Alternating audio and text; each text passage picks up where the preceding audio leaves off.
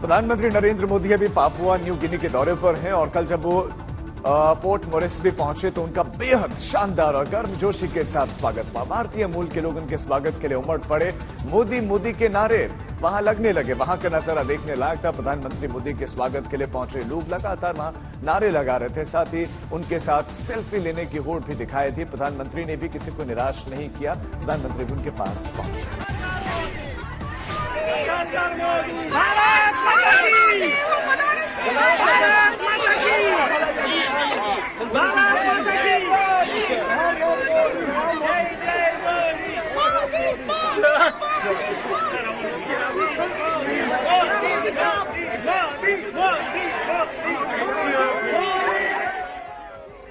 तो पहुंचने से लेकर अब तक के तमाम कार्यक्रमों में प्रधानमंत्री नरेंद्र मोदी जब नजर आए हैं तो पहला जब स्वागत हुआ कुछ इस तरह से हुआ। वहां के पीएम ने पैर छुए, आशीर्वाद लिया। फिर वहां पर मौजूद भारतीय मूल के लोगों ने प्रधानमंत्री से हाथ मिलाने के लिए वो बेताब दिखे, सेल्फी लेने के लिए बेताब दिखे। प्रधानमंत्री उनके नजदीक जाकर उनके साथ मिले भी, उनको ऑटोग्राफ दिया, बच्चों से भी रूबरू हुए।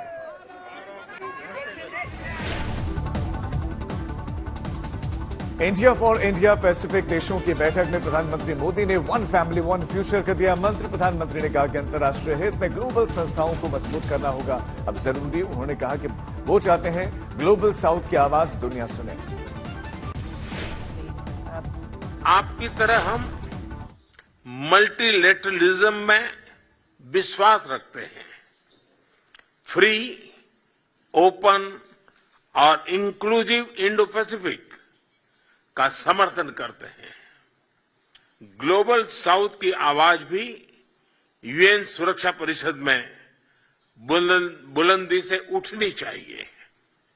इसके लिए अंतर्राष्ट्रीय संस्थाओं का सुधार हमारी साझा प्राथमिकता होनी चाहिए।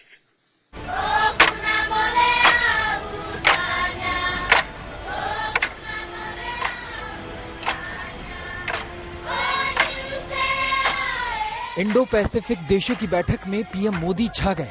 बैठक में पीएम का जलवा देखते ही बन रहा था। Forum for India Pacific corporation यानी FIPIC की बैठक में 14 देशों ने हिस्सा लिया। ये बैठक कई लिहाज से चीन की टेंशन बढ़ाने वाली है। जापान से पापुआ न्यू गिनी पहुंचने पर कल प्रधानमंत्री का जबरदस्त स्वागत हुआ।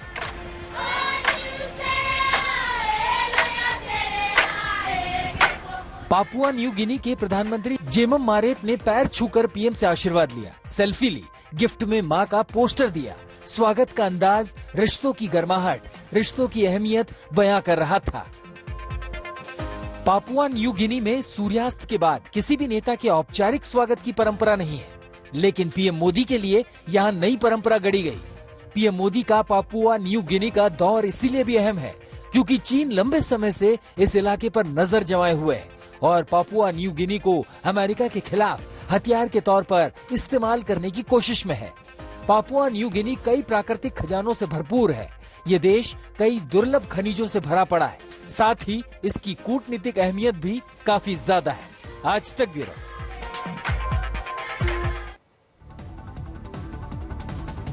श्रीनगर में आज से 3 दिनों की G20 की बैठक हो रही है और पर्यटन को बढ़ावा देने के मकसद से बुलाया गया। इस बैठक में 100 से ज्यादा डेलीगेट्स हिस्सा ले रहे हैं। अनुच्छेद 370 के खात्मे के बाद से ये पहला इंटरनेशनल इवेंट है।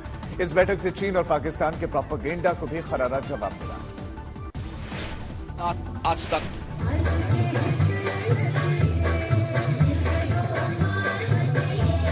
वादी कश्मीर के आगोश में सज गया है G20 का मेला।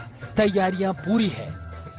आज से भारत श्रीनगर में तीसरी G20 टूरिज्म वर्किंग ग्रुप की मेजबानी कर रहा है। दुनिया भर के 100 से ज्यादा डेलीगेट्स श्रीनगर आकर इस बैठक में शामिल हो रहे हैं।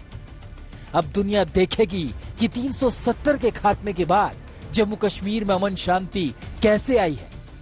पाकिस्तान के दोस्त होने का दावा करने वाले चीन ने बैठक का विरोध किया तो सरकार ने कड़े शब्दों में चीन को सुना दिया। Srinagar today is vastly more beautiful. Its facilities and amenities are that much greater. There is a lot of pride when we talk to many of the citizens when we move around the city. आतंकवादी संगठनों ने गुलमर्ग में G20 की meeting के दौरान 26/11 जैसे हमले को अंजाम देने की साजिश रची थी। अब मेहमान गुलमर्ग नहीं जाएंगे। आतंकी खतरे को देखते हुए श्रीनगर में ही सभी कार्यक्रम होंगे। इसके लिए सुरक्षा के पुख्ता इंतजाम किए गए। सभी गतिविधियों पर CCTV और ड्रोन से नजर रखी जा रही है। श्रीनगर से अशरफ वानी के साथ आज तक ब्यूरो।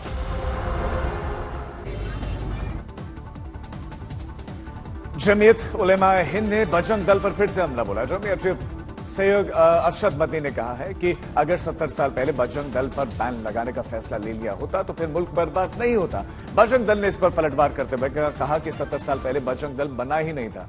कांग्रेस की गलती से जिहादियों को बढ़ावा जरूर मिला। हमसे वादे किए गए कि हम फिरका परस्त और फसाद परवर अनासिर की जमात के ऊपर कदगन लगाएंगे, बंद करेंगे उसको। बजरंग दल के ऊपर हम कदगन लगाएंगे।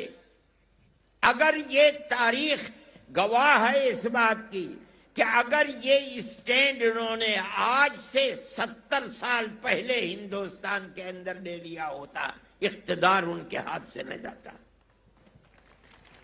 मुल्क बर्बाद न होता। खोल दी। मौलाना ने स्वयं नाम तो बजरंग दल का लिया, लेकिन कुकर्म मुस्लिम लीग को उजागर कर दिए, कुकर्म कांग्रेस को उजागर कर दिए, अपने मन की कलई खोल दी स्वयं। हम जानते हैं कि 70 साल पहले की गलती को अगर कांग्रेस ने न किया होता तो निश्चित रूप से न देश का विभाजन होता और न जिहादियों के साथ शेष भारत को जूझना पड़ता। समाजवादी पार्टी के नेता स्वामी प्रसाद मौर्य ने एक बार फिर से बाबा बागेश्वर पर हमला बोला। खासीपुर में उन्होंने कहा कि मक्खी मच्छरों के भिनभिनाने से बादलों की आवाज नहीं निकल सकते।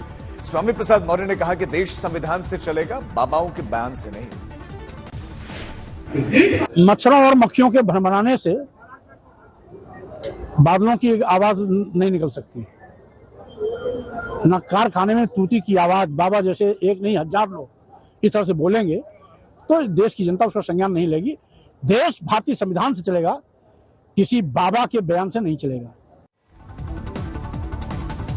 मध्य प्रदेश के सागर में दरबार लगा रहे बाबा बागेश्वर ने अपने विरोधियों पर एक बार फिर से उनको चुनौती दी। उन्होंने सनातन धर्म के संतों को छोड़कर कोई भी ललकारता है तो सामना करने के लिए वो तैयार हैं। ऐसे लोगों को गिला करके भेजेंगे, उन्होंने कहा। उन्होंने देश जब तक राम में नहीं होगा, हनुमान में ही नहीं होगा, विरोधी ऐसी बातें करते रहेंगे, उन्होंने कहा। भारत के सनातन धर्म के संतों को छोड़कर कोई भी मजहब का व्यक्ति हमारा सामना कर ले, हम ललकार कर उसको बुला रहे। कोई भी मजहब का व्यक्ति, पंथ का व्यक्ति जो कहते कि हम एक व्यक्ति को पकड़ेंगे 25 को करंट लग जाएगा, उनकी ठटकी। पहलवानों के बीच में धरना चल रहा है और धरने के बीच में बीजेपी सांसद और रेसलिंग फेडरेशन के अध्यक्ष ब्रजभूषण शरण सिंह नाकू टेस्ट के लिए सशर्त तैयार है। ब्रजभूषण सिंह ने फेसबुक पर लिखा कि वो नाकू टेस्ट और पॉलीग्राफी टेस्ट के लिए तैयार है। बस शर्त यह है कि विनेश फोगाट और बजरंग पुनिया का भी ये टेस्ट होना चाहिए। दिल्ली के जंतर मंतर पर खिलाड़ियों के धरने का कल 1 महीना हो जाएगा और खिलाड़ी अपने आरोपों को लेकर अभी तक प्रदर्शन कर रहे हैं। प्रदर्शन को और तेज करने का उन्होंने ऐलान किया। पहलवानों ने 23 मई को मार्च निकालने की बात कही।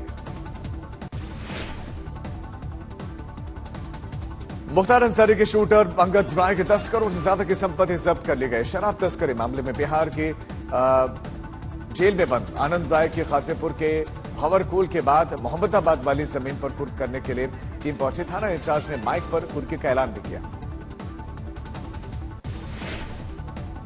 जिलाधिकारी गाजीपुर के आदेश संख्या 142/18 जे थाना भांवरकोल कुर्की / 2023 दिनांक 19 मई 2023 के तहत कुर्क किया जाता है। यदि इसमें कोई व्यक्ति अनाधिकृत प्रवेश करेगा तो उसके विरुद्ध नियमानुसार विधिक कार्रवाई अमल में लाई जाए।